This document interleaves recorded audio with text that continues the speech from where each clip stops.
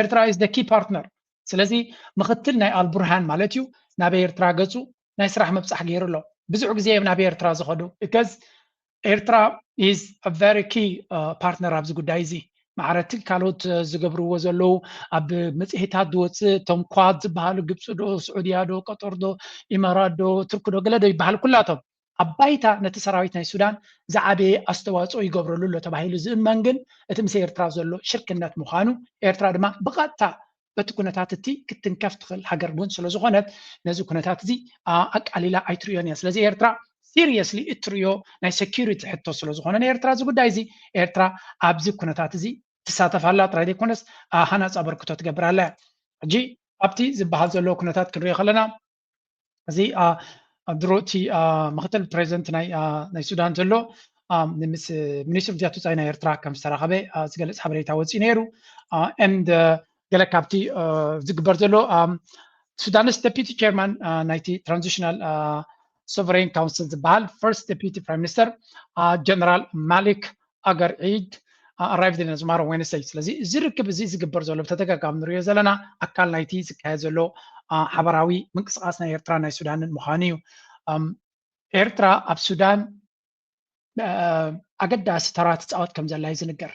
ኤርትራ ግን ብግልፂ ነቲ ኩነታት እንታይ ዓይነት ኣበርክቶ ትገብራላ እንታይ ዓይነት ምስታፍ ትገብራላ ኣይትገልፅን እያ ዘላ which is good ግን ከምዛ ዝበልናኩም ንኤርትራ ጉዳይ ናይ ሱዳን ስለ ጽድቅን ፍቅርን ጥራይ ኢላ ትገብሮ ጉዳይ ኣይኮነን ኣመና ኣገዳሲ ጉዳይ እዩ ምክንያቱ our security is tied እቲ ንሱዳን ዝርብሽ ዘሎ ኣብ ከባቢናን ዘለዎ ሃገራት ኩለን ረቢሽ ዘሎ ሓይሊ እዩ ኣብ የመን ዘላ ፊትና ዘላ ሃገር ኮላፕስ ገይራ ድሮ ተመቒላ ኣላ ምክንያት the same ሓይሊ ኣብ ሱዳን ንክልተ መቒልዋ ዘሎ ሓይሊ ንሱ እቲ ሓይሊ ኣብ ኢትዮጵያ ዝኸይድ ዘሎ ፀገም ንሱ እቲ ሓይሊ ሶማልያ ኣብ ክትወፅኦ ዘይትኽእል ደረጃ ወዲቓቶ ዘላ ሶማሊላንድ ከምኡ ድማ እቲ ፑንትላንድ ከምኡ እቲ ጁባላንድ ወሲኽካ ዝዓበየ ሽግር ኮይኑ ዘሎ እውን ናይ ኢማራት ሓይሊ እዩ ስለዚ ኤርትራ ዝኾነ ይኹን ሚስ ካልኩሌሽንስ ትገብረሉ ምክንያት የብላን ኤቭሪ ኩሉ እቲ ኣናሊሲስ ኣብ ሓደ መዕለቢ ደምፃላ ዘሎ ኤርትራ ነዚ ጉዳይ እዚ ሲሪየስ ክትወስዶ ትዝግብኦ ሲሪየስነስ ሂባ ንክሰርሕ ኣማራፂ የብላን ግዴታ እዩ ዘለዋ and that's why ኤርትራ ምስ ሱዳን ትገብሮ ዘላ ጉዳይ ናይ ሱዳን እንትኾነ ሱዳን ሓንቲ ርግእቲ ሃገር ክትከውን እንተዘየለ ድማ ፕላን ቢ ናይ ኤርትራ ምብራቕ ናይ ሱዳን ወይ እውን እቲ ካብ ካርቱም ዘሎ ቦታታት እዚ ሰራዊት ሱዳንን መንግስቲ ሱዳንን ክቆፃፀሮ ምዕራብ ሱዳን ግን ያ ኦፍኮርስ ኤርትራ ምሉእ ሙሉእ ከተብሎ ትኽእል ኣይከውን ይኽእል እዩ ሓፈሻ ንኤርትራ እቲ ኩናት ናባና ገፁ ክፅጋዕ ከም ዘይብሉ ብዝኾነ ይኹን መንገዲ ንሴኪሪቲ ናትና ፅልዋ ክፈጥር የብሉን ካልኣይ ኣብ ዶብ ናይ ኢትዮጵያን ሱዳንን ዘለውን እቲ ዶብ እቲ እውን ዓቢ ክቋፀሮ የብሉን ምክንያቱ ኣካል ናይቲ ኩናት ንምስፍሕፋሕ ክጥቀምሉ ዝኽእሉ ምዃኖም እውን ርዱእ ስለ ዝኾነ ስለዚ ኤርትራ ሌጂቲሜት ሪዝን ኣለዋ ነቲ ኩነታት ብኩሉ መንገዲ ክትቃለሶ እዚ እቲ ሓደ ፈተና ክኸውን ከሎ ናይቲ ቀጥታ ፈተና ዘሎ ድማ ምስገር A coordinated campaign on X, largely shared by Ethiopian government supporters, embassies, and consular pages, is urging Eritrea to enter negotiations with Ethiopia on securing commercial access to the Red Sea. The messaging highlights shared culture, economic benefits, and Ethiopia's landlocked challenges. It also includes accusations that Eritrea has supported armed groups in Amhara and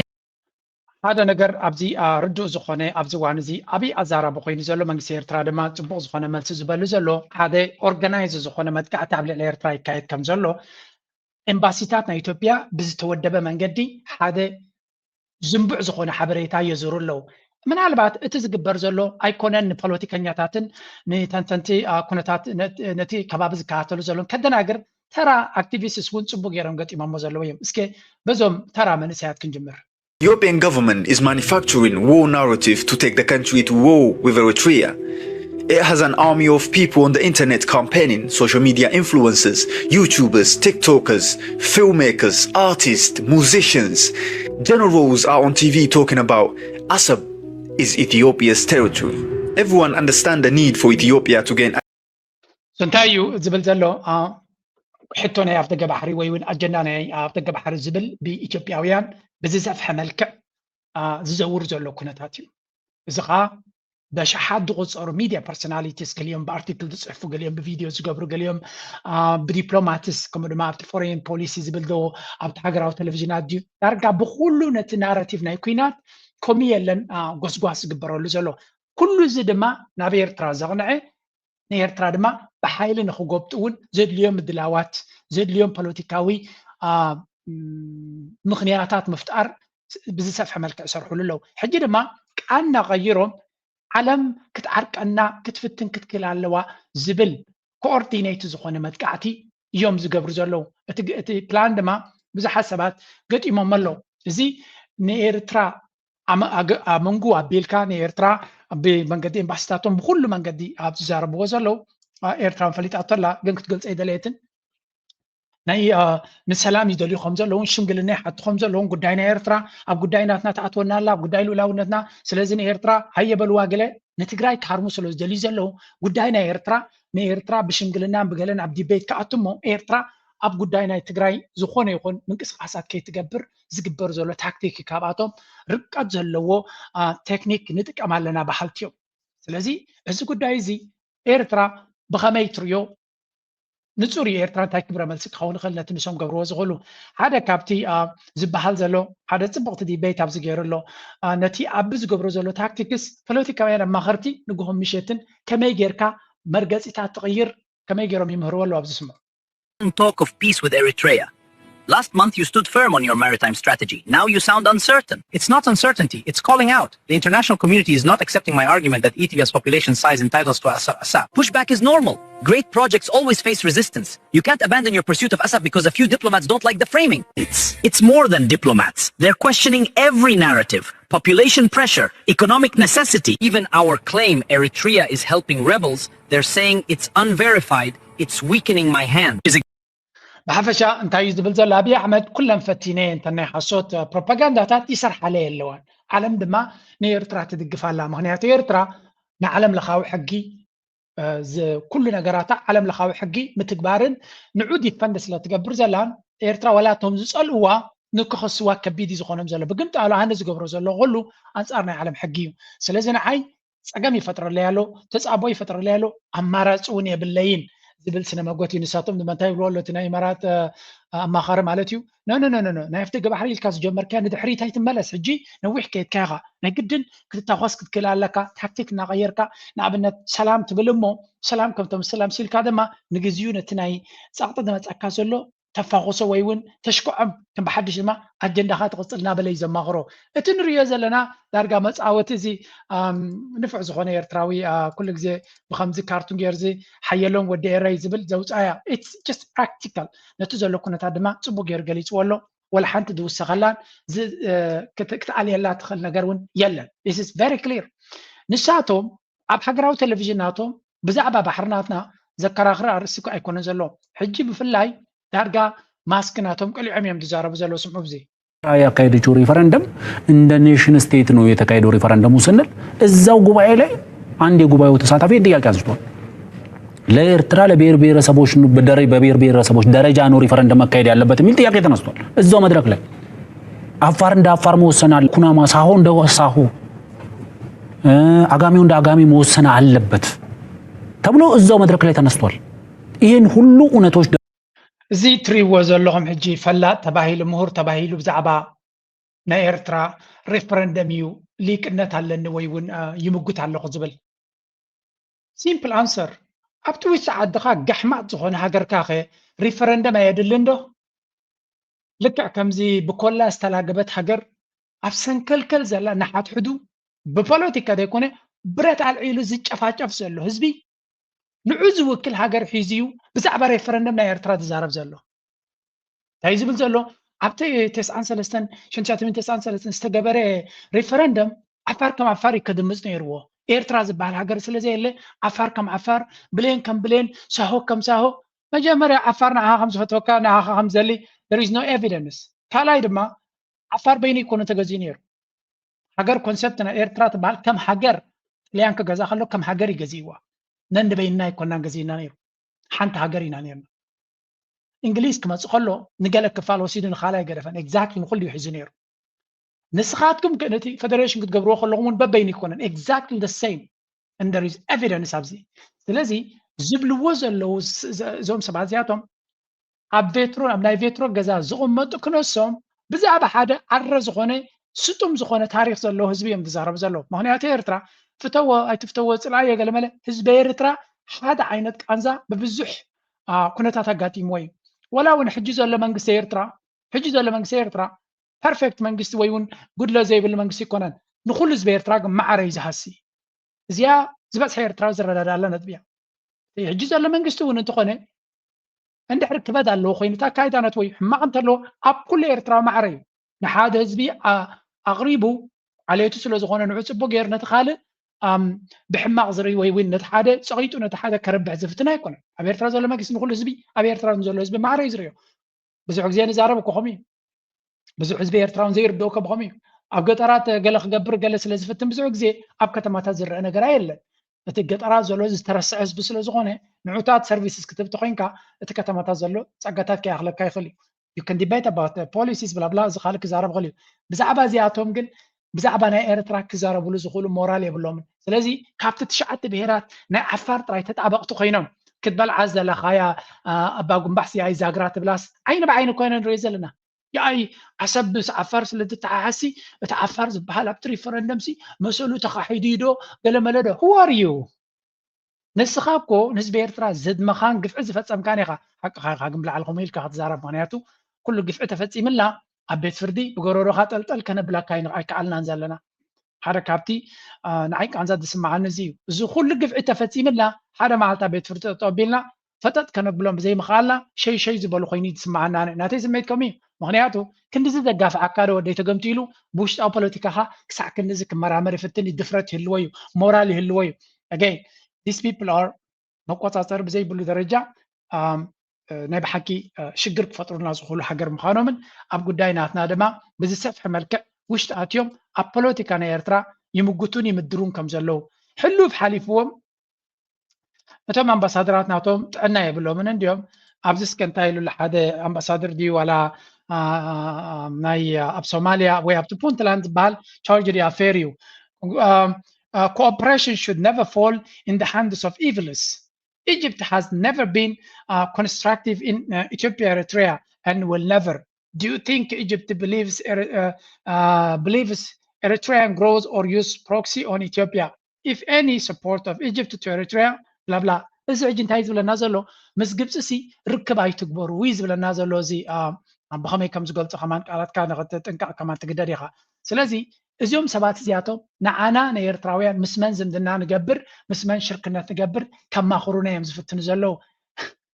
ምስማን ንመጋበርያ ክኾኑ ፀገም ዘይብሎም ንኤርትራ ከጥፍእ ዝደሊ ሓይሊ ድማ በጃኸ ንዓይ ምፃእ ንዓ ንፈረስ ክኾነልካ ኣነ ንዓይ መጋበርያ ግበረኒ ኢሉ ዝልምን ሃገር ኤርትራ ምስመን ሽርክነት ትገብር እንታይ እሞ መንግስቲ ኤርትራ እንዲ ሓደ ግዜ ዘይቀርፅኩም ኮይኑ ከምቲ ምስ ግብፂ ዝገብሮ ዘሎ ዝምድና ሓደ ኣገዳሲ ዲል ገይሩ ነዚኦም ሰባት እዚኣቶም ሓንሳብ እናሓዋሩን ከይቐብፁና ከም ዘለዎም ክገብሮም ኣይከኣለን 34 years still ድሕሪ 34 ዓመት ዶ ብዛዕባ ናፅነትና ልውላውነትና ንዛረብ ኣለና why is this happening ድሕሪ ኢልካ ኣብ ኤርትራ ቻንስ ኣለና ዝብል እምነት ስለ ዘሎ እዩ ንኤርትራ ኣጥፊና ከም ቀደምና ክንገዝኣ ንኽእል ኢና ዝብል ኣብ ሓንጎሎም ቦታ ኣሎ ስለምንታይ ከምኡ ክኾንኪ ኢሉ ንሳቶም ኩሉ ነገር ብዓይኑ ብዝሕ እዮም ዝርእይዎ ህዝብና በዚሕ እዩ ዓለም ከዓ ንዓና ክድግፈና ትኽእል እያ ዝብል ኣጉል ተስፋ ኣጉል ሕልሚ እዩ ዘለዎም እዚ ነገር እዚ ድማ ክብርዕን ክኽእል ኣለዎ ክስበር ክኽእል ኣለዎ ነዚ ክሰብሮ ትኽእል ድማ ሃንደበት ኤርትራውያን 50 ሚልዮን ክንከውን ኣይንኽእልን ኢና ውሕዳት ኢና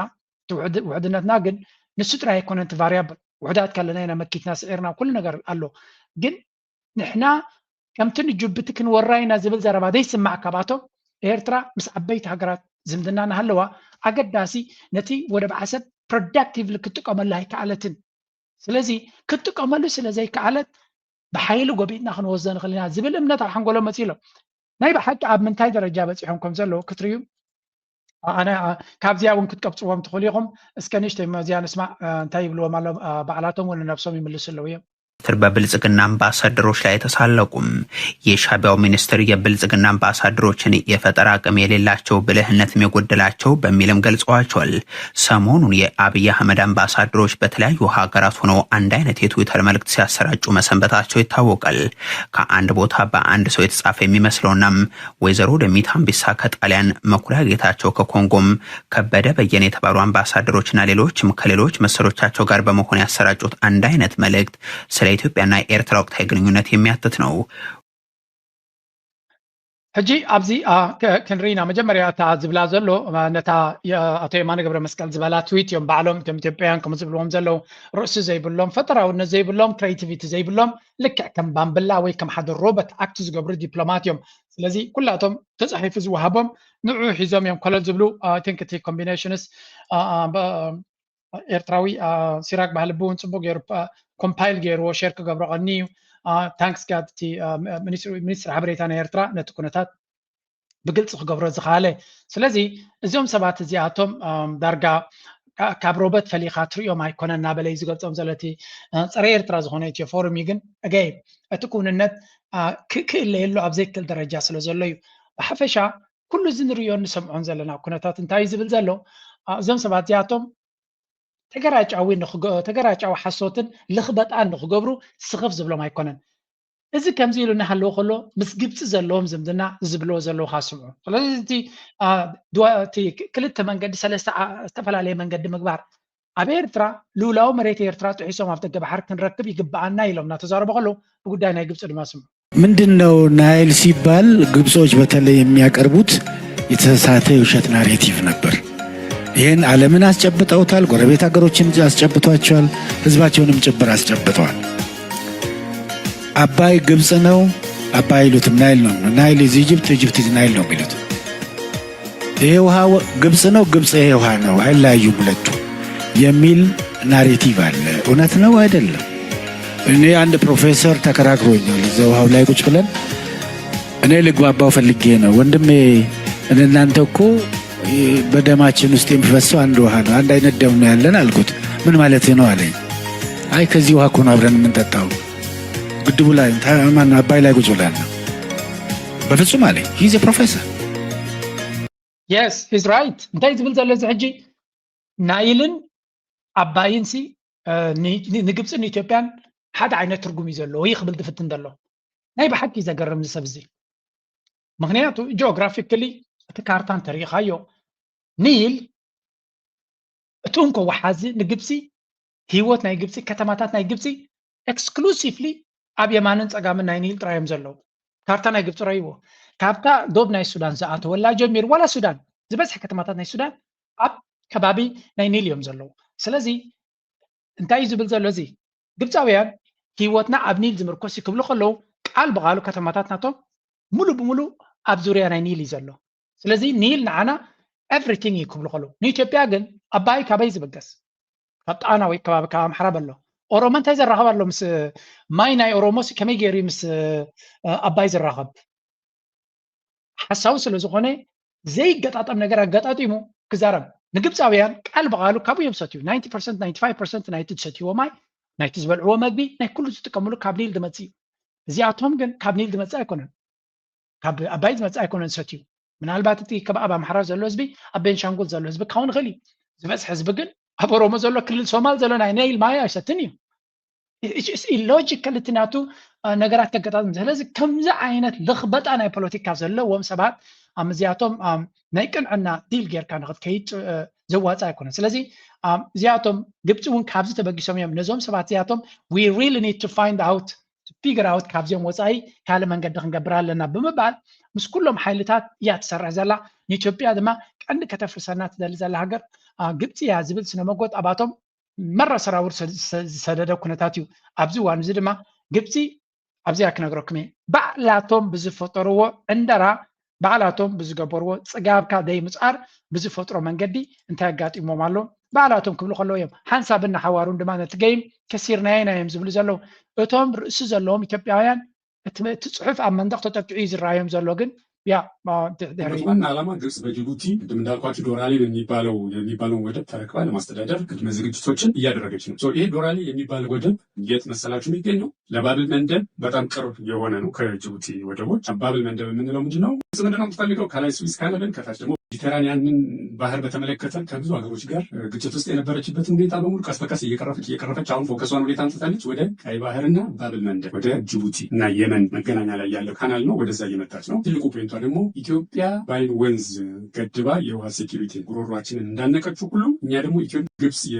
ዓለም አቀፍ ትብብር እና ኢንቨስትመንት ምናምን ተጠሪ የሆነ ሰውዬ ሚኒስትር 95% የሚሆነውን ኢምፖርት ዝግጅቶች እንታይም ዝብል ዘሎ ብሕፅር ዝበለ ኢትዮጵያ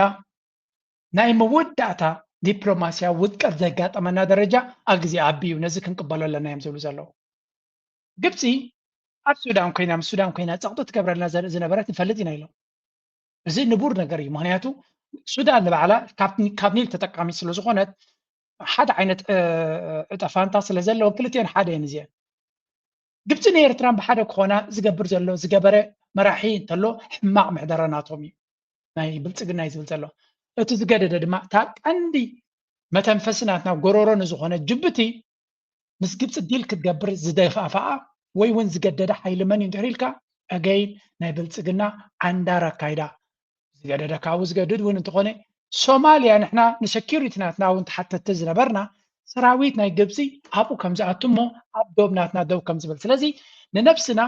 360 ዲግሪ ንክንዕፆ ዝገበረ መራሒ ናይ ኢትዮጵያ ኣብይ ኣሕመድ እዩ ስለዚ ድሕሪ ሕጂ ግብፂ ኣብ ጎረሮና ደይባ ከም ድሌታ እንተተላጊፃትልና ናይ ግብፂ ብርትዕ ዘይኮነ ናይ ግብፂ ብልሒ ዘይኮነ ድንቁርና ናይ መርሕነትና እዩ ዝብል ድንቁርና ናይ መርሕነትና ናይ ኣቢ ዝፈጠሮ ሓንሳብ እናሓበሩ ፀላኢና ኣብ ጎረሮና ኮፍ ከም ዝብል በዓልና ገይርናዮ ነዚ ድማ ንክንቅይሮ ኣዝዩ ከቢድ ስራሕ ይከውን እዩ ኣዝዩ ከቢድ ምክንያቱ እቲ ዝፈጠርካዮ ሴኪሪቲ እቲ ፈጢርካዮ ዘለካ ዘይምትምማን ቀልጢፉ ዝቅየር ኣይኮነን ፈጢርካዮ ዘለካ ዘይምትምማን ኤርትራ ነዚ ቅድሚ 34 ወይ እውን ኣብ 50ታት ዘጋጠመና ብድሆይ ደጊሙ ዘጋጥመና ዘሎ ጅቡቲ ኣብ 60ታት ዘጋጥማ ዝነበረ ፍርሂ ዝኩሉ ኣብ 2000 ዝኩሉ ናቫል ቤዝስ ክትብ ከላውን ፍርሂ ናይ ኢትዮጵያ እዩ ኣብ ሶማልያ ዘጋጠመ ይርእይዎ ኣለዉ ኣብ ልዕሊ ኤርትራ ዝግበር ዝነበረ ናይ 98 ሪኦም እዮም ድሕሪኡ ዝኩሉ ቤዝስን ገለመለን ብብዝሒ ናብኡ ክኣቱ ክኢሉ ስለዚ they already have fear ካብ ኢትዮጵያ ክመፅእ ዝኽእል የፍርሆም እዩ ሶማልያ ድማ ሎሚ ሶማሊላንድ ኢሉ ምስ ተበገሰ እንታይ ስጉምቲ ገይራ ይርኢ ኣለዉ ስለዚ ንኢትዮጵያ ኣሚኑ ኣብ ደገ ባሕሪ ኣይኮነን ናቫል ቤዝ ክበልና ኣብ ደገ ባሕሪ ከፍቅዳልና ዝኽእል እውን ከቢድ እዩ ክኸውን እዩ ስለዚ ኣገይ ፖለቲካ ናትና መርሕነት ናትና ናይ ብሓቂ ሓደጋ ንኢትዮጵያ ዝፈጥር እዩ እናበለ እዩ ዝምጉት which is absolutely true ናይ መወዳእታ ደረጃ ክልተ ነገራት ክንርማ ኣብዚ ኣብቲ ክንሰግር ኢና Ethiopia has tried several angles to obtain, not just access, mind you, but to obtain the Eritrean port of Assab. And it actually has tried several angles, including a media blitz, diplomatic pressure, which includes lectures and sometimes warnings, sometimes some kind of justifications, some historical narratives, which includes ancient unity and empires and where the borders used to be ancient time ago, long time ago. Some kind of security framing where it talks about its national survival, its existence. ዳኒ ናይ ብሓቂ ኤክሰለንት ዝኾነ ስራሕ ብእንግሊሽ ይገብር ኣሎ ብሕጊ ዘይከኣል ነገር እዩ ኣብ ደገ ባሕሪ ናይ ኤርትራ ንምርካብ ብሕጊ ኢትስ ኢምፖስብል ሌጋሊ ኢምፖስብል ኣይከኣልን እዩ አንለስ ሕጊ ሰይርካ ዘይሕጋዊ ነገር ጌርካ ክትፍትን እንተዘይኮይኑ ብሕጊ ኣብ ደገ ባሕሪ ናይ ኤርትራ ክትወስድ ኣይትኽእልን ኢኻ ኩሉ እቲ ስምዒታዊ ጫውጫውታ ዝፈጥርዎ ዘለው ኣብ ቤት ፍርዲ ዝኾነ ይኹን እምኒ ክፍንቅለሎም ዝኽእል ኣይኮነን and they know this and everybody else also knows this እንተዘይከውን ነይሩ ክንዲዚ ገንዘብ ኣብ ሚድያን ኣብ ካልእን ካብ ተባኽን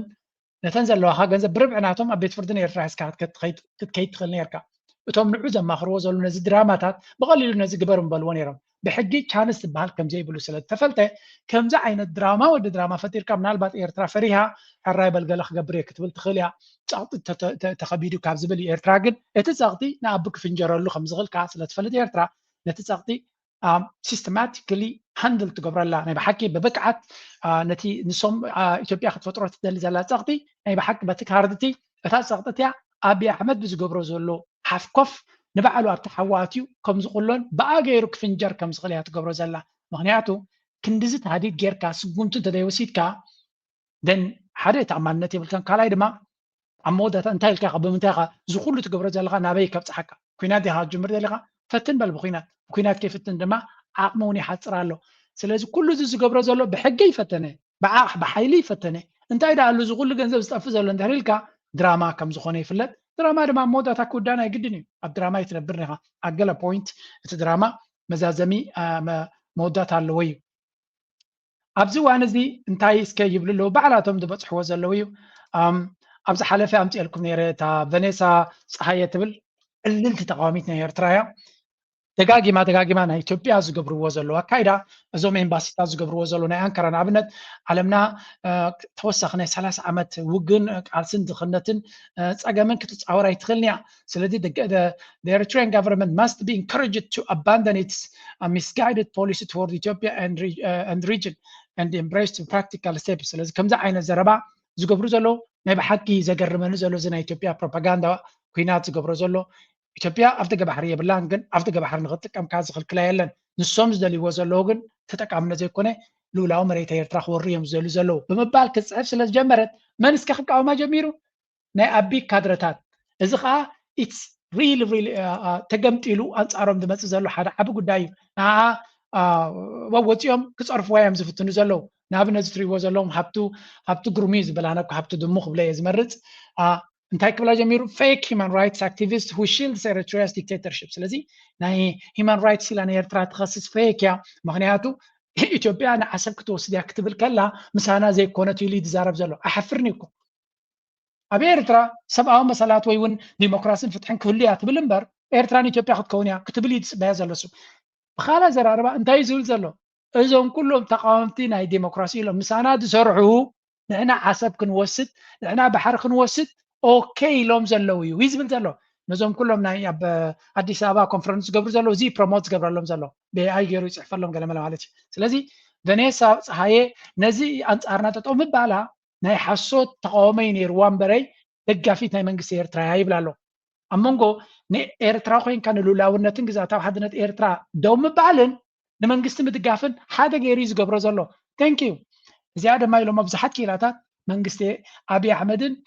ዕሸላት ካድረታቱን ዝገብርዎ ዘሎ ድፊት ንኤርትራውያን ዝሓየለ ጥምረትን ሓድነትን ከም ዝፈጥሩ ገይርዎም መንግስቲ ኤርትራ ድማ ትዝበለፀ ደገፍ ካብ ህዝቡ ዝረክብ ዘለዎም ኮላይቶም ዝፀልዎ ዝነበሩ ኣብ ጎኒ ሃገሮም ደው ከም ዝብሉ ይገብሮም ኣሎ ዝብል ብብዙሓት ኣርቲክልስ እንኮላይ ፀላእቲ ናይ ኤርትራ ከም በዓል ማርቲን ፕላውት እውን ኣብ ኣርቲክል ኣስፊሮም ኣውፅኦም ነይሮም ስለዚ ቀፅሉ ወጥራ ኢኻ ትብሎም እዚኦም መጠንቲ ንቨኔሳ ናብ ኤርትራ ከይዲ ንስኽ ደጋፊት ናይ ኤርትራ ክብልዋ ጀሚሮም ኣሎ ኢትስ ክሬዚ ብዙሓት ኤርትራውያን ድማ ዲፈንድ ገይሮማ የስ ፖለቲካሊ ምሳ ዘይሰማምዕ ብዙሕ ነገር ኣለና ንሉላውነት ናይ ኤርትራ ምክልኻላ ግን ኤርትራዊት ምዃና እዩ ዝገልፅ እምበር ካልእ ፖለቲካዊ ኣጀንዳ ኣይኮነን ዝገልፅ ብግምጣሉ ከምዚ ኩነታት ኣብ ጎኒ ኤርትራ ደው ዘይበለ ድማ እቲ ዝተሸጠ ዝበሃል ንሱ ክኸውን ዝኽእል ብምባል እቲ ስነ መጎት ክሳዕ ክንደይ ስትሬት እናኾነ ይመፅእ ከም ዘሎን ናይ እዚኣቶም ድፊት ድማ ንኤርትራውያን እቲ ዝበለፀ ይክምለስ የብልጽግናው ሰራዊት ከታህሳስ ወር ጀምሮ አማራ ክልል ለቆ ሊወጣ ነው ተባለ። የብልጽግናውን በራስ ጠባቂ ሰራዊት የአማራ ፋኖን በሁለት ሳምንት ውስጥ ትጥቁን አስፈታለሁ ብሎ በጀመረው ዘመቻ በርካታ ኃይሉን እንዲሁም ቁሳዊና ሞራላዊ ኪሳራን ሽንፈትን በማስተናገድ ጦርነቱ በፋኖ የበላይነት 3 መስከረሞችን አሳልፏል። ይህንን የፋኖን ክንድ መቋቋም የተሳነው የብልጽግና መንግስት ሰራዊቴን ወደ አንድ ማዕከል ሰበስባለሁ በሚል ከአማራ ክልል ጦሩን ለማስወጣት መመሪያ መሰጠቱን ኢትዮፎረም ከወታደራዊ ምንጮቼ መረጃ አግኝቻለሁ ሲል ዘግቧል። ከጂኦፖለቲካዊ ኩስምና ወደ ተስተካከለ እንታይና ንሰምዕ ዘለና አብይ አሕመድ ካብ ክልል አምሓራ ክወፅእ ይሓስብ ከም ዘሎ እስኻ ምስ ፋኖ ዝግበር ዘሎ ኩናት ክውዶ ይክእልኒ ካብ ዝብል ገምጋም ኣብ 2 ሰሙን ክውዳእ ዝኽእል ኢሉ ዝተበገሶ ኩናት ልዕሊ ዓቕሚ ስለ ዝኾነ ናይ መወዳእታ ፈተነ ግበሩ እንተዘየለ ክንሃድም ኢና ካብኡ ዝብል ዘረባ እዩ ዝስማዕ ዘሎ ስለዚ እንታይ እዩ ዝግበር ዘሎ ፋኖ ኣዝዩ ሓያል ስለ ዝኾነ እቲ ብልጽግና ድማ ዝኸዶ ዘሎ ኩነታት እቲ ሃገር ካብ ኢዱ ትፈርስ ከም ዘላን ካልእ ኩሉ ክገብሮ ዝኽእል ወታደራዊ ኩነታት ድማ ፈቲኑ ይሰልጠ የለን እዩ ዝበሃል ዘሎ ስለዚ እዚ ዊዝድራዋል ኦርደር ዝበሃል ወፂኡ ከም ዝብል ሓበሬታ ወፂኡ ኣሎ እዩ ዝበሃል ዘሎ ከዝልቕ ከም ዘለዎን ናይ መወዳእታ ፈተና ይገብር ከም ዘሎ ሕጂ ዝንገር ፋይናል ካምፔይን አንቲል ሕዳር 30 ማለት እዩ በትናቶም ክፍትን ምዃኑ ድሕሪኡ ኣብ ታሕሳስ ኣቢሉ ከዝልቕ መደብ ከም ዘለዎ ዝንገር ዘሎ እዚ እውን እንተኾነ ናብ ክልል አምሓራ ዝግበር ዘሎ አጀንዳ ኩናት ናብ ትግራይ ይሓስብ ስለ ዘሎ እዩ ስለዚ ንክልቲኦም ብሓደ ይዋጋእ ኣለኹ ንኸይብል ምስ ኢትዮጵያውያን ገለ ነገር ፈጥር ኣለኹ ንምባል እምበር ናብ ህዝቢ አምሓራ ዘሎ ፖለቲካ ወይ እውን ኩነታት ስለ ዝቐየረ ኣይኮነን ኣገይን እዚ ስርዓት እዚ ብዘይ ኩናት ክነብር ከም ዘይክእል ኩሉ ሰብ ፈሊጥዎ ኣሎ ስለዚ እቲ ኩናት ክቕፅል እዩ እቲ ሽጣራታት ክቕፅል እዩ ሪዝንስ ፎር ዊዝድራዋል ገለ ብልዎ ኣለዉ ስለምንታይ እዩ ንኸምኡ ዝሓስብ ዘሎ ንዝብል ድማ ዌፐን ሳርጀር ፋኖ ፎርስስ አር ኢንክሪዚንግሊ ካፕቸሪንግ ሄቪ ዌፐነሪ ኤንድ ሰፕላይስ ፍሮም አርሚ ሓደ ካብቲ ቀንዲ ምክንያት ዝብልዎ ዘሎ ፋኖ ሓንቲ ከላሽንን ሓንቲ ካዝናን ዘይነበሮ ሎሚ ዓበይቲ መሳርያ ሒዙ ኣሎ ስለምንታይ ሰራዊት ናይ ኣቢ በዓል ዕጡቆ ስለ ዘሎ እቲ ፋኖ ድማ ከም ወታደራዊ ዓቕሚ እናሕየለ ይመፅእ ስለ ዘሎ ስለዚ ሰራዊት ናቱ ክስዕሮ ዘይኮነስ ነቲ ፋኖ እዩ መመሊሱ ዝሕይለ ዘሎ ስለዚ ምስ ፋኖ ዘይምውጋእ ሓይሽ ኣብ ዝብል በፂሑ ለይብላ ኣሚኒሽን ክራይሲስ ከምኡውን ናይ ተተኳሲ ጠያይትን ካልእ መዳፍዓትን እናተወደአ ከም ዝኸደን ነዚ ድማ ክሳብ 4 ሚሊዮን rounds of ammunition. The army is reportedly facing a critical shortage. ሕፅረት ናይ ክሳብ 4 ሚሊዮን ዝኸውን ተተኳሲ ጎዲልዎ ከም ዘሎን ናይ ተተኳሲ ፋብሪካ ሰሪሐ ናብ ዓለም ክሸይጥ ዝብል ዝነበረ ያቢ ከምኡ ድማ ሞራል ኮላፕስድ ሞራል ውድቀት ድማ ትዛዕበየ ምዃኑን ምክንያቱ ሰራዊት ናቱ ዝበዝሐ ሰራዊት ናይ ኢትዮጵያ ኣምሓራን ኦሮሞን እዩ ስለዚ ኣብ ኣምሓራ ትዋጋእ እንተለካ ድማ ሞራላዊ ውድቀት ጥራይ ዘይኮነስ ንህዝቢ ዘቃፅል ዘሎ ሰራዊት ሞራል ክህልዎ ይክእልኒ ኣብ ልዕሊኡ ድማ ኣብ መንጎ እቲ ሰራዊት ዘሎ ዳይናሚክስ እውን ከቢድ ከም ዘሎ እዩ ዝንገር ኣሚን ኣብይ ኣሕመድ ክሳዕ ክንደይ ውርደተኛ ምዃኑ ኣብዚ ባዕሎም እቶም ኢትዮጵያውያን ክዛረበው ከለዉ ክነግረኩም ተመሊሰ ካልእ ሪፖርት ኣሎ ካብኡ ዝገደደ ዝብልዎ ዘለው ኣብ ዝስምዕዎ ብልጽግና አፍ የለውም ፋኖ ቲዲኤፍ እና ኦኤል የተገናኙ ብሎ ለማውራት እንኳን ምክንያት አለ እነዚህ ሁለት ሶስቱም የኢትዮጵያውያን ድርጅቶች ናቸው። ሁለተኛ ከሻዕቢያን ጋር መገናኘትም ቢሆን ብልጽግና ራሱ ባሩን አውርዶ ከመንኳን ታጣቂ ሆኖ እንኳን የክልል አስተዳደር ሆኖ የፌደራል መንግስት ተብዬ ስልጣን ተይዞ አዲስ አበባ 4 ኪሎ ቁጭ ተብሎ እንኳን የራስን ህዝብ ከዛ ማዶ ጦር ጠርቶ ማስጨፍጨፍ ነውርነት የለውም ብሎ በተግባር ኢስታብሊሽ አድርጓል። ከዛ በኋላ ማን ይከሳል? ሻዕቢያ በኢትዮጵያ ውስጥ ያሉ ታጣቂዎችን ቢደግፍ በአገሩ ባልሆነ ሌላ ሀገር ውስጥ ያለን ፖሊሲ ኢንፍሉዌንስ ማድረግ ስለፈለገ ነው ያንን ያረጋው ትላለ። በገዛ ሀገሩ አንድ ክልል ላይ ታጣቂ ያደራጀ ሌላ መንግስት ታውቃላችሁ ማለት ዘገርም እኮ ንኣብዚ መግለፂ እዮም ዝስንብሉ ኩላቶም መግለፂ እዮም ዝስንብሉ ነዚ ሰብ እዚ ብኸመይ ክንገልፆ ንኽእል እዮም ዝብሉ ምክንያቱ እንታይ እዮም ዝብሉ ዘለዉ ሸነ ፋኖ ህወሓት ብሓደ ሓቢሮም እንተተባሂሉ ኣብ ውሽጢ ዓዲ ዝቃለሱ ዘለዉ ሓይልታት እዮም እዚኣቶም ነዚኣቶም ድማ ብልፅግና ክኹንኖም ወይ እውን ኣንፃሮም ክዛረብ ሞራል የብሉ ምክንያቱ ብናቱ ፀረ ኤርትራ ስለ ዝኾነ ናብ ሃገሩ ንትግራይ ንክህርም ናይ ደገ ሓይልታት ዝዓደመ ምስኣቶም ተሻሪኹ ንህዝቢ ዝጨፍጨፈ ሰብ ስለ ዝኾነ እዩ ዝብል እቲ ዝገደደ ክፋል ንኣብነት ሕጂ ሻዕብያ ምስ ፋኖ ይራኸባሎ ምስ ህወሓት ይራኸባሎ ገለ ኢልካ ይኽሰስ እዩ ኣፍኮር ሻዕብያ ረብሓናቱ መንግስቲ ኤርትራ ክመፆ ንዝኽእል ፈተና ንክሰግር ዝገብሮ ዘሎ ዝምድናታት እዩ ፅልዋ ንክገብር ስለ ዝደሊ ክመፆ ንዝኽእል ብድሆታት ክሰግር ስለ ዝደሊ ኣብ 4 ኪሎ ኮፍ ኢሉ ዘሎ ብልፅግና እኮ ኢሉ ኣይኮነን ኣብ ደገ ከይዱ ሽርክነት ክገብር ንተጋሩ ባዕሉ ብዘዕጥቆም ዘሎ ነተጋሩ ንሓፍዶም ንክዋጉ ናይ ኩናት ኣትሕድ ኣብ ትግራይ ስፖንሰር ዝገብር ዘሎ ማፍያ ዝኾነ መንግስቲ ኮይ ዝብሎም ዘሎ ንሃገሩ ንህዝብን ባዕሉ ጨፍጭፉ ጥራይ ከኣክል ንሓፍዶም ክጨፋጨፉ መቃቂሉ ኣፅዋር ዘዕጥቕ ዘሎ እዩ ስለዚ እዚ ስርዓት እዚ ብዝኾነ ይኹን ሞራል የብሉን ንዝኾነ ይኹን ሓይሊ ክኹንን ወይ እውን ክዛረብ ወይ እውን ዝኾነ ይኹን ሓሳብ ክዛረብ ሞራል ዘለዎ ኣይኮነን ይብሉ ኢትዮጵያ ናበይ ከም ትኸይድ ዘላ እዚያ ደማራዩ ያው ትእዛዝ ለመፈጸም ዛሬ ላይ በዝግጅት ላይ እንገኛለን ኢንሻአላህ አላህ Subhanahu Wa Ta'ala ደግሞ በዚሁ ሸሃዳን እስክናገኝ ድረስ ጽናቱን እንዲሰጠን ለምነዋለን እዚ ድማ ትሪእዎ ኣለኹም ምፍርራስ ናይ ሃገር ክጅምር ከሎ ኩሉ ግዜ እንታይ ሃትሪ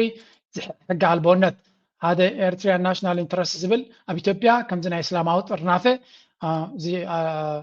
ዳዓሽ ዝበሃል ማለት እዩ ነዚ ኩነታት ተጠቂሙ ንሱ ድማ ወታደራዊ ዓቕሚ ንምህናፅ ድሮ ተሸፊኑ ስልጠና ጀሚሩሎ ነዚ ድማ ብርግፅ ከም ዓይነት ኢንተረስት ዘለዎም ክገብርዎ ዝኽእሉ እዮም እዚ ሃገር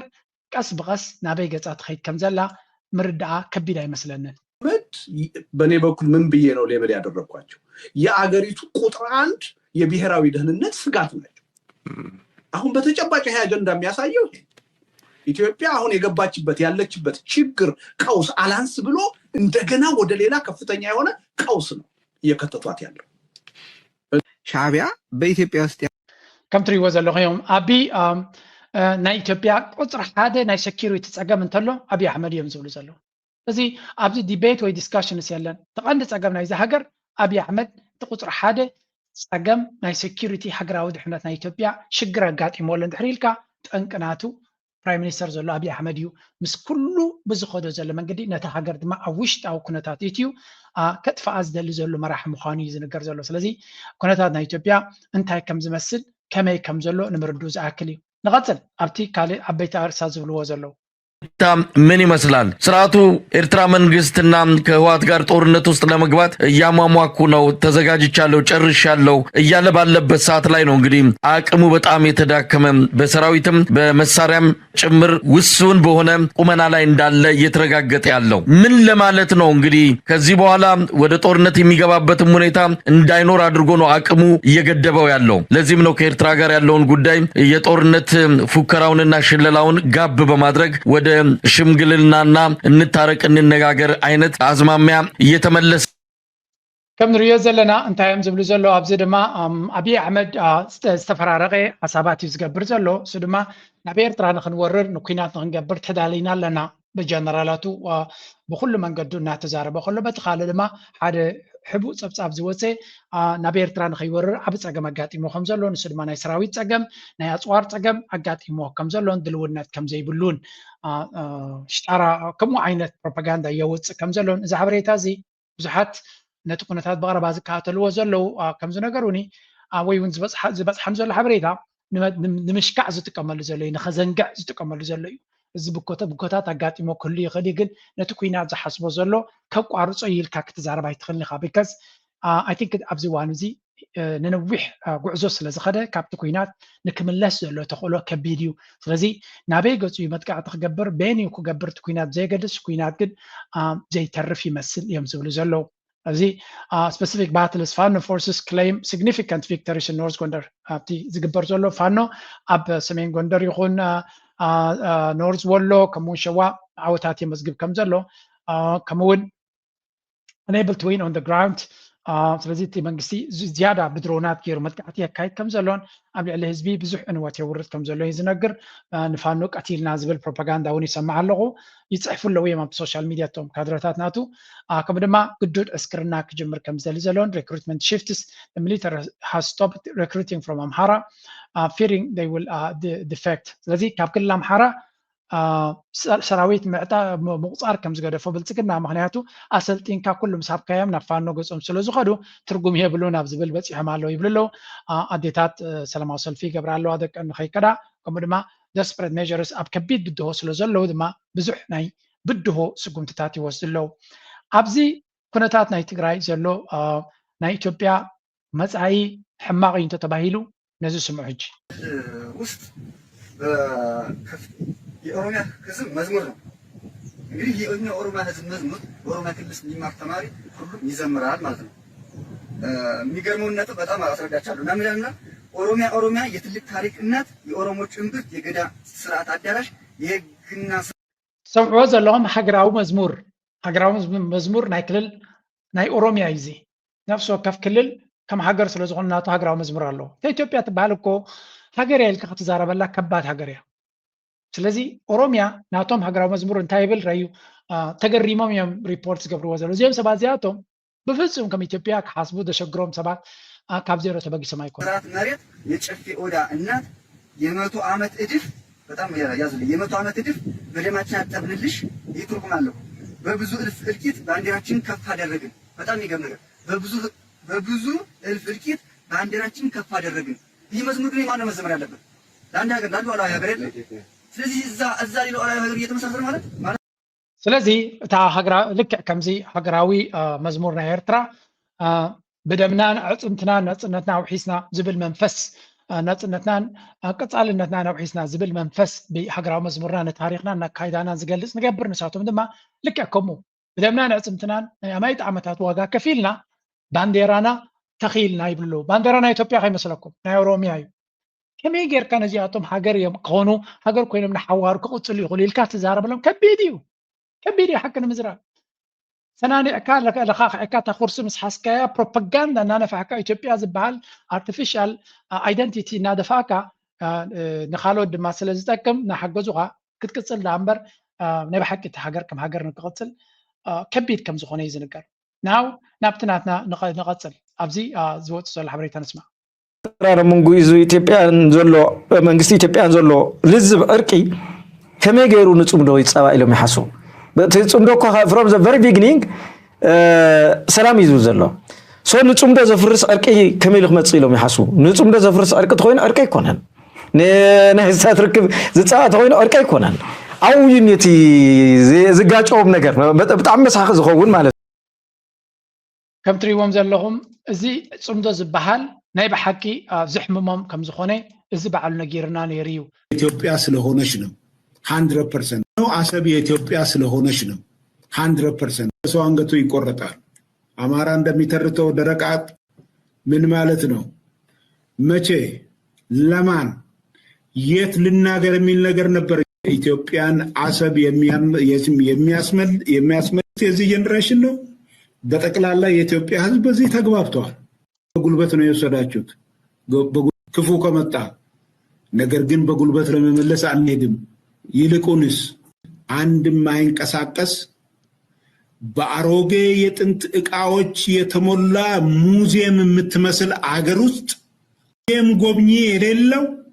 አድርጎ ማቆየት እጅህን አውጣ ጽምዶን አቁም ከም ትሪእዎ ዘለኹም እዚ ሓደ ብርሃን ጁል እቲ ባጫ ደበለ ዝበሃል ተጨፈጨፍነ ንብሎ እንድዩ ብዛዕባ ኤርትራ ዝበሎ ኣብ ኤክስፖስ ገይረ ኣለኹ ሸር ግበርዎ ዝያዳ ግን ኣብ ኩሉ እቲ ኤርትራ ዓሰብናትና ብሓይሊ ወሲድኩሞ ብሓይልና ድማ ክንመልሶ እዩ ዝብል ቀፂሉ ድማ ኣብ ኩነታት ናትና ኣትኹም ፅምዶ ጠጠው ከተብሉ ኣለኩም ተዘየለ ኩናት ኢኹም ትፅውዑ ዘለኹም ስለዚ ንፅምዶ ከም ሓደ ዓብይ ፀገም ገይሮም እዮም ሪኦም ንዑ ንምጥፋእ ድማ ኩሉ ዝከኣል ካምፔይን እዩ ዝግበር ዘሎ ንመለስ ስለምንታይ ከምኡ ኮይኑ ክኸውን ክኢሉ እዚ ነዚ ፅሒፈ ነዊሕ ዝኾነ ፅሑፍ መሊሰሉ ኣለኹ ኣብዚ ብዙሕ ክንዛረበሉ ትርጉም የብሉን ኣብ ኤክስ ከይድኩም ሼር ግበርዎ ፕሊዝ ሓግዙ ድማ ሕጂ ንመለስ ኣብታ ናይ መብረብርሃ ከመይ ከም ዝሓስቡ እዩ ዘይርደእካ እሞ እንታይ ደኣ ዝብሉ ዘለዉ ንጥርጥሮ ነገር ግን ኣለዉ እዚ እምበኣር እቲ ዕርቂ ዝብልዎ ዘለዉ ከምቲ ትማሊ ዝገብርዎ ሸፈጥ ዝገብርዎ ተንኮል መትከል ኣልባ ዝኾነ ዕርቂ እዮም ዝብሉ ዘለዉ ማለት እዩ እምበኣር እዚ ጉዳይ እዚ በብተራ ትግራይ ከይወቃ ኣምሓራ ፋኖ ኣሎ ክልክለኒ ኣሎ ሶምሓራ ወጊደ ናብ ትግራይ ሰግር ኤርትራ ክወቃ ትግራይ ዝበሃል ዕንቅፋት ኮይኑ ኣሎ ሶ ትግራይ ወጊደ ናብ ኤርትራ ክሰግር ዝበሃል ደሮ ፍሕራ ትፈልጦ ተንኮል እዮም ክፃወቱ ደኣ ዝደልዩ ዘለዉ ኮይኖም እንድሕር ዘይኮይኑ ብዓብዩ ምስ ኤርትራ ክዕረቕየ እንተኢልካ ኣብዚ ዝተፈጠረ ከም መበገሲ ኢኻ ትወስዶ ዘለካ ማለት እዩ ከም መልዓሊ ኢኻ ትወስዶ ዘለካ ማለት እዩ ዓሪኻ ኢኻ ተዕሙቆ ዘለካ ማለት እዩ ተዘይ ኮይኑ ከመይ ጌርካ ሰውታይ ንርኢ ዘለና እዚ ህዝቢ ንጹር ዝኾነ ሓበሬታ ከይረክብ ብዝተፈላለየ ሓበሬታ ክናጋዕ ምግባር ቢዚ ምግባር እዚኣ ሓንቲ ኣብቲ ቅድሚት ዝተባህለት ዘረባ تذكروا تخونكم أتوي ماني كميلو إلى أهيبكم نيره إذا مسير تراب سلام كم فتح ندلنا ناتبل نمنتايا تغيرا كال علامانا كم زبال زلو ويون كم نجم متمالتيو نتجارو أبتصمدو عبي تسفع رزقت نخجبرو ني نتي تجرا يقول نتوم محرات صمدو مسير ترا خجبرو زدلو نتوم عفر جيم أوفر نجبركم على ناس من سير ترا كن عرقينا زبل غير كان عتاتهم العود سقطين مقبار كابز تبقي سكاي تنايا ናይ ወድት ኣባ ዘረባ ዝነበረ ብከምዚ መልክዕ ስለ ዝርይዎ ዘለዉ ሶም ኣብይ ኣሕመድ ሰላም ክገብር ምስ ኤርትራ ኢሉ ድራማ ይገብር ስለ ዘሎ እቶም ተጋሩ ኣብ ጎልጎል ክንወፅእ ኢና ንሕና እሞ ምስ ኤርትራ ፅምዶ ጌርና ከለና ኤርትራ ምስ ኢትዮጵያ እንተተዓሪቃ ዳ እንታይ ኢና ክንከውን ንሕና ኣብ ዝብል ንሱ ግን ኩናት ናብ ትግራይ ይሓስብ ስለ ዘሎ ባይ ደ ወይ ንሓቅነቱ ወይ ንገለመለ ንግዜ ክንፅበዮ ንኽእል እዩ ኣብዚ ሓደ ኣገዳሲ ኣካውንት ናይ ኤርትራ Center for Research and Documentation ማከል ምርምርን ስነዳን ዝብል ሸኳ ንቅሓት ህዝብታት ምብራኽ ኣነቃቃሒ ብዛዕባ ፅምዶ እዮም ዘረቡ ዘሎ ማሕበራዊ መራኸቢታት ተጠቂምካ ኣብ ሚድያታት ብሰፊሕ እንተተሰርሓሉ ኣብዚ ሰዓት እዚ ፅምዶ ህዝብታት ኤርትራን ትግራይን ዓፋርን ኪኖ ፖለቲካውን ሓይልታትን ውልቀ ሰባትን በሪኹ እዩ ስለዚ ኪኑ ዝሓለፈ እዩ ፅምዶ ብተራ ሰባት ዝፅሎ ጆርጆ ተጋጊዩ ወይ እውን ካልእ ሰብ ብዛዕባ ፅምዶ ዝዛረብ ዘሎ ብርሃነ ከምዚ ኢሉ ወይ ካልእ ከምዚ ኢሉ ዘይኮነ ኣብዚ እዋን እዚ ፅምዶ ናብ ህዝብን ናብ ፖለቲካውያን ሓይልታትን ዝሰገረ እዩ እዚ ኣብ ዝለዓለ ጥሪ ዝበፅሑ ዝርከብ ስትራቴጂካዊ መስርሕ እዩ እዚ ከዓ ናብ ነዊሕ ከይዱ ዘሎ እዩ ስለዚ ብትካላዊ መልክዕ ክህነፅ ተወሲኑስ ድሮ ኣብ ባይታ ስራሕ ተጀሚሩ ኣሎ ዶክተር ደብረፅዮን ገብረ ሚካኤል ፕሬዚደንት ኢሳያስ አፈወርቅን ወይ ድማ ጀነራል ምግበይን ጀነራል ሓሊባይን ብሓደ ክስሕቁ እንተሪኢኹም ፍጹም ኣይትሰንብዱ እዩ ዝብል ዘሎ ስለዚ ሓድሽ ብስራት ኣብ ቀረባ እዋን እንታይ ማለት እዩ እቲ ፅምዶ ኪኖ ግለሰባት ናብ ትካላውን መንግስታውን ስራሕ በሪኹ ከም ዘሎን ህዝቢ ኤርትራ ዝደልዮ ህዝቢ ትግራይ ዝደልዮ ድማ እዩ ኣብ ናይ ሚድያ ፐርሶናሊቲን اب تاشمن تحت تراي ديكونس ናይ ብሓቂ ናብ ዝለዓለ ደረጃ ደይቡ ሲሪየስ ዝኾነ ስራሕ ክስራሕ ድማ ፃውዒት ናይ ብዙሓት እዩ እታ ብልፅግና ፅምዶ መይቲ ኢሎም ፈኸራ ክገብርሉ ዝደለዩ ናብ ዝለዓለ ደረጃ ንክገብርዎ ከሰጋግርዎ ዘሎ ተኽእሎ እናዓበየ ይኸይድ ከም ዘሎ ኢና ንርኢ ዘለና ናይ ብሓቂ ደስ ዘብል እዩ ካልእ ፅምዶ ሓደ ዓብዪ ዕንቅፋት ኮይንዎ ዘሎ ድማ መን እዩ እንድሕር ኢልኩም ኣብዪ ኣሕመድን ብልፅግናን ኣብ 4 ኪሎ ኮይኑ ጥራይ ኣይኮነን ኣብ ውሽጢ ትግራይ ዘሎ ፀገም ስምዑ نسلسته سبات زولهم كنقرب قال بقال يزارب ايكونن انتايلو انا نخحت الدلويه اكله نتوم زولهم كنقرب لي تادس ورده يزحب ما زلو اني ايولكن انتايلو ايبلن زبل سبو انت زي انت حليون ود ورده بعلو يولكن ننغادو اكيبو زولهم مو كافتم نغادو لبام نغاداي وعطاودي كم زي عيب لولو زودي أنت أقول كأنه خان زبالني سقي إذا نقرني كنقرأكم واحد أي موتي أي تعيتي جريء أيه حزق عان ننوع عليهم مبالعه ننوع عليهم واحد نمفراس ننوع عليهم مبلعي ناي سلطان هرف زلوهم بس حد سلا زخانو نقول لهم قرط سجام رأي إيلو معلش واو خويني مت سالي بيتي جور شعوب كل زي يوم دال الزي وده بحث سلطان سلازخدو نخلهم بسلطان بتاعتينا حواحات أي موتي أي تعيت جريء ده حرس حواحات كتل عليها الكاي تجمت قدي أي تجمتوا قديه ولكم اليوم سلازحات توقفت مدرخ مال ده حرسي حواحات كتل عليها لكم أي تجمتوا حواحات أي تبلع عيد 6 جريء أييل نجادو أكيو كافتم نجادو حدا جن زيا نجيرني ترى حيكونه مرت عقرب الليل ما وصر حد وصر خلته نحدت أبقى ينعو زقربه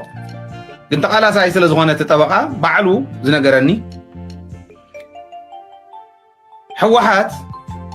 دحر حزي كتسي أنت يلاون كي كسادة رقيس حزي أيلو منم كجبريك النزي عقيرك أنا ناتقاس الكون بريدل مالك سلازي أول سعيد وكاوشت بوليتيكا هم كأيتو إلكم مدى عنبر إذا سبزيت أن يبلون تشيك برو إلكم يو anyway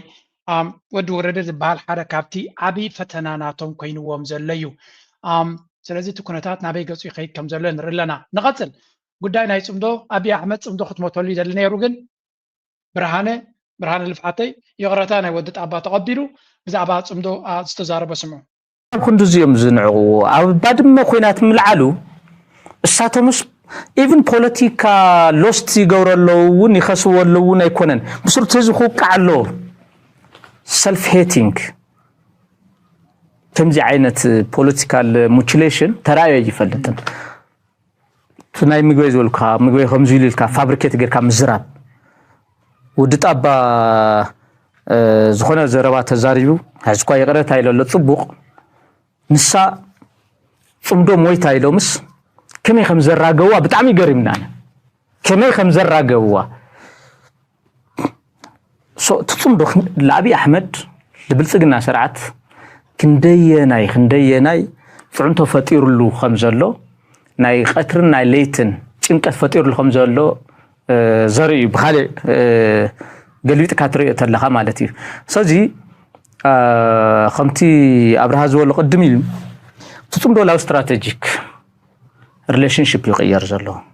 عنتو يلعلو نيرتي ايكونوميكال ري انتجريت خبرلو ناي قمرو قدايات قلقل زل اكچوالي وعلى بريتوريا خي تفصم زي مغبار قورو خبد انديو مأسرينا ون وعلى بريتوريا سلازخونه سو ويت وعلى بريتوريا فريسي الكا ديكلير خبر زغبو اكل አንቶ ብርሃደኸም ዘቀመጦ ሓደ ዩቲዩብ ዘሎ ኤርትራዊ ዝኾነ ነገር ስለ ዝበለ ማዓት ዜናታት የርኢ ሞኒተር ገብር ሞክረስ ጽምዶ ፎሪስ ዝብል ሪአ ማለት ሓደ እዚ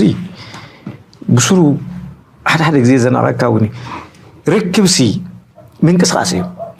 ሰባት ዝመርሕዎ ምንቅስቃስ ካዩ ደቂ ሰባት ዝዋስሉ ማለት እዩ መስርሒ ይኸዓ ሶ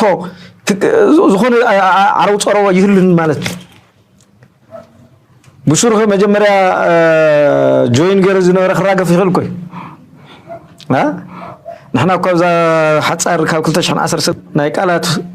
ውርወራ ስለ ዘካየዱ ዝፈርስ ናይ ህዝቢ ርክብ የለን ምክንያቱ እቲ ኣጀንዳ ልዕሊ ናይ ክልተ ሰባት እዩ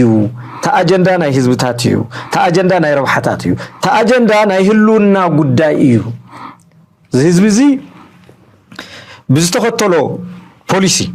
ኣብ ሕድሕዱ ብዝተኸተሎ ፖሊሲ ዝወፅሖ መከራ ይፈልጥ እዩ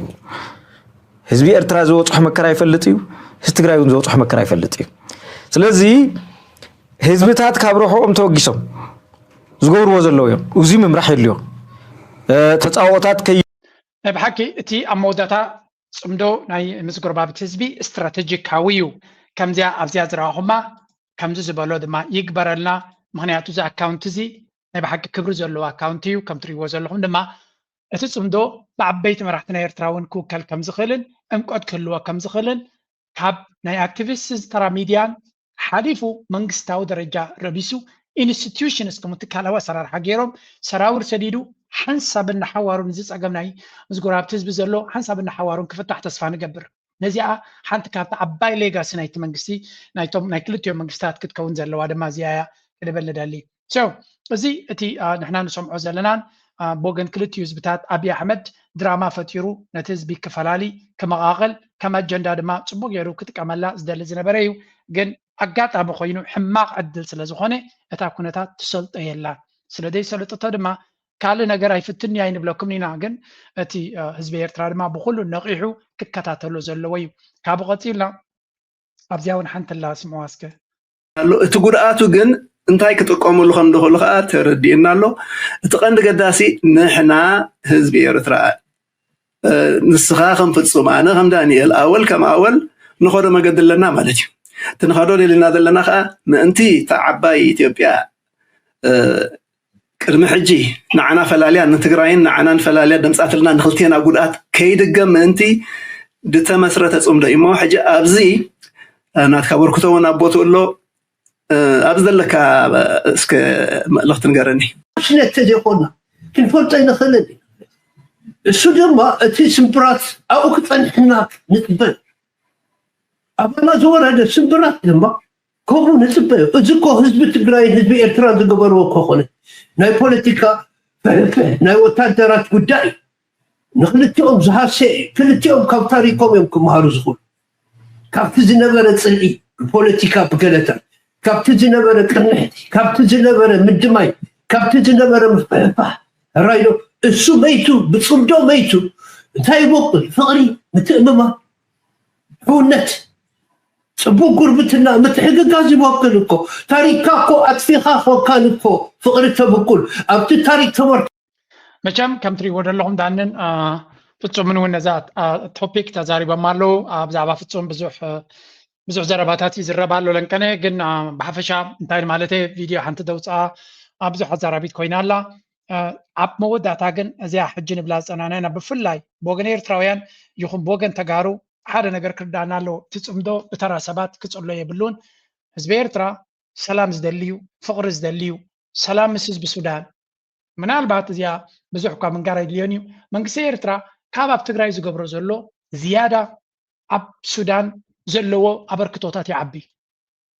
ኣብ ሱዳን በብዙሕ መንገዲ ኢንጌጅ ዝገብር ዘሎ መንግስቲ ኤርትራ ካልኣይ ድማ ሱዳናውያን እውን ምሳና ናይ ዶብ ጥራይ ዘይኮነስ ብዙሓት ሱዳናውያን ኣብ ውሽጢ ኤርትራ ከም ስደተኛታት ኮይኖም ይነብሩ ኣለዉ ስለዚ እቲ ኩነታት ምፅምዶ ብዙሕ ሰብ ብኣሉታዊ ነገር እዩ ዝርዮ ስለምንታይ ኤርትራ ሓለፋ ትገብር ኣብ ፅምዶ ተጋሩ ከም ዘፍርሱ ምክንያቱ ተጋሩ ገለ ክፋልናቶም ንኣብነት ሓደ ካብቲ ሓራ መሬት ዝበሃል ዘሎ ዝተመልሰን ዝበሎ ስምዕዎ ብኣገይረ ክውድየ ክን ምንታይ ኣብዪ ኣሕመድ ነቲ ትግራይ ዝበሃል ከም ኣጀንዳ ናይ ኩናት መግበሪ ክጥቀመሉ ብዙሕ ይፅዕር ከም ዘሎ ድሓን ኣብ ካልእ ግዜ ከምሳልኩም እየ ስለዚ እቲ ናብ ትግራይ ዝግበር ዘሎ ኣብዪ ኣሕመድ ቡ ገይሩ ከምዚ መምራ ብርሃ ክብሎ ፀንሐ ንዓታቶም ተጠቂሙ ናብ ኤርትራ ወራር ክገብር ይደሊ ስለ ዘሎ እዛ ጌም እዚኣ ድማ ክልቲኦም ህዝቢ ብሓደ ኮይኖም ንዓቢ እታ ኩናት ከምዘይትግበር ንክገብርዎ ንፅዕር ስለ ዘለና እዚ ኣስተውዒልና ንረይዎ ሓንቲ ብዚኣ ኣላ ኩሉ ከም ግለሰብ ኣብ ሂወት ሓደ ሓደ ግዜ ዘድሕነካ ትብዓት ምዃኑ ረዩ እዚ በጊዕ ምዝ ክንዲ ገለ ዝራብዕ كمي جيرو كقدم كيلو تحري لكم كبيريو كقاعو خلوا بتقدميت اتبعتي زرابع حسيوه كون خلينا تبقى انت خوني حنسب مستحرمه اتبقى تبيعوا كالاي غزي كقدمي لكم بقاس كل ريبو من كم سعر كدربيكم اذا كانت زريكا نسال ايقا تبع كانت تميت كايو امودات عبد مسل طلايقه هدمات رايات ترفو زغبرو ነገር يبلو ስለዚህ تبعات አገዳሲው ምናልባት ነዛ ምጭው ተሐፍትና ድማ እንሰማ እዚያ ደቀረሽ ኮሪናታት አሞንጎ ምቋምን ምድጋፍን ሕውስ ዝበለኩም ሰባት ኣለኩም መስለኒ ኣነ ደጋፊቴ በቃ ፒሪድ ንመን ትድግፍት ኢልኩምኒ ንህዝበይ ንባንዴራይ ንመሬተይ ንሰራዊተይ ንታሪኸይ በቃ ኣነ ኤርትራዊተይ ወላ ሓንቲ ክገብረኩም ኣይክእልኒ ግን ወላ ተቃዋሚ ኣነ ተቃዋሚ ኢልኩም ሪፕሬዘንት ገብሩ ሰባት እዚኦም ዝብለኩም ዘለኹ ነገራት ዘይተኽብሩ እንደይትፈቱን እንድሕር ኮይንኩም ንስኹም ተቃዋምቲ ኮንኩምን ተቃዋመርቲ ትበሃሉ ተረዲእኩም ሓደ ሰብ ብናይ ካልእ ሃገር ታሪኽ ዝኮርዕ ናይ ካልእ ሃገር ባንዴራ ዘንጠልጠል ተኮይኑ ተቃዋማ ኣይኮነን ተቃዋማራ እዩ ሓደ ካልኣይ ፅሩይ ኤርትራዊ ድዩ ኢልና ከዓ ንሓቲ ትግባእ ምክንያቱም በቡኡን በዲዩን ፅሩይ ዝኾነ ኤርትራዊ ታሪኹ ስለ ዝፈልጥ ታሪኽ ዓዲ ሃገር ወልሓንቲ ይመስሉኒ ኣነ ታሪኽ ናይ ዝኾነት ሃገር ሳፕራይዝ ኣይገብረኒን ምክንያቱም ታሪኽ ኤርትራዊ ፈልጥ እያ ኣቦታተይ ኣበይ ነይሮም ፈልጥ እየ ሓወቦታተይ ኣበይ ነይሮም ፈልጥ እየ ኣኮታተይ ኣበይ ነይሮም ፈልጥ እየ እቲ ኣቦታቱን ሓወቦታትን ኣኮታቱን ዘይነበሩሉ ደይወዓሉሉ ግን ድንበር ታሪኽ ይብሉን ስለዚ ሓደ እዛ ዋዕሮ ሓፍትና طيبا كوين ديكم تبلوها ولا شي ماكو حجي تحزنني بزح فيديوهات شير سلا زقبر بحق نفعتيها كم يوم دما يدلينا ما تتابعوهم ميديا كلنا كنهلو زلنا في تيك توك نفعات كلنا لهم حقراويان كلنا لهم نتنيش تيمن سيد ما بتزردو قانقا كردو زغلو تبعات زخونو امين في السوشيال ميديا قدميت مساع بزع واقع يزغفل يس تفلاتنا كثر تدخل قال ما لاخذ كبر تدخل جن معرير ما معات قالوا تاوي سمبرات الله سلازي قليل يكونن اتهم كم خد قبروا تدخلوا قبروا اتهم كد قبروا زي تقولوا زمانتهم زقبروا انت تبابعكم تتعايزنا نبصبو نخيد بحفشا نايلومي ار اس تي ابز خديه بليز لايك قبروا شير قبروا ريتوخ من حسابكم قرفوا نزوم كلهم ابزلوا صبوا صرحوا زلوا ماركتكم ببوتهم حجزوهم نابلكم بزي اخ قد فكم